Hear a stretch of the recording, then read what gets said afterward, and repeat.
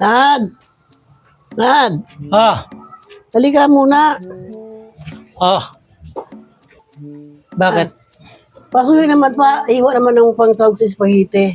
May ginagawa ko sa taas na eh. Ba't di na lang ikaw maghiwa? Kalalagay lang. Baka masira.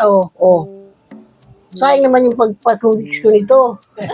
Dapat kasi hiniwa mo muna bago ka sige, hiwain ko na. Hiwain mo na. Hunay, tapos na. Paano? Sabay na rin yung piso. Gad-gad naman. Ano ba sinabi kanina? Tingnan mo naman ito. Masisira. Ito basa pa eh. Sige na. Aanin ko na.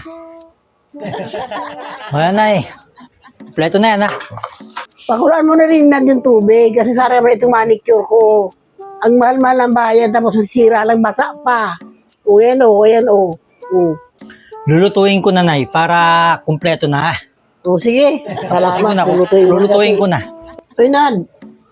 Hugasan mo na pala yung mga plato na kakainin natin. Magkain na tayo na luto ng spaghetti. Hugas ang plato? Oo. Ikaw na, Nay. Luma naman. Sabihin na minsan ka lang mautusan na maghugas at ngayon lang naman ako naghugas. Ako na nga nagluto ng mga pinaluluto mo, di ba? Ako Kaya nagluto. lubos-lubosin mo na. Hugasan mo rin para makakain Hindi na nga tayo. pwede eh. Bakit? Pwede. Ayan o. Basa pa.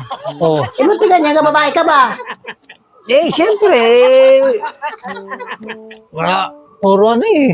Dami mong ginagawa eh. Iba naman yan.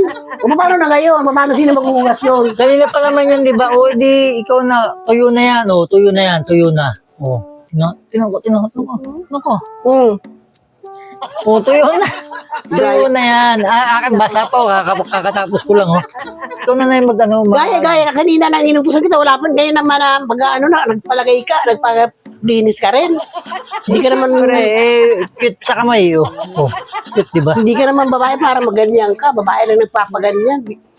May nakita nga akong ganito. Lalaki din. Merong cutie. Parang sabi ko, Hindi ba paano bagay yan? sa akin. Paano yan? Hindi tayo makakilos ito. Para sa tayo kapag palinis Tuyo na yan sa inyo eh. Pwede na yan. Tuyo na. Akin basa pa. Hindi na, ikaw na maghugas para Halaga makakain na naman, tayo. Nagpalinis ako. Nagpalinis din siya. Nutaka na naman ako. Yung lalaki na to.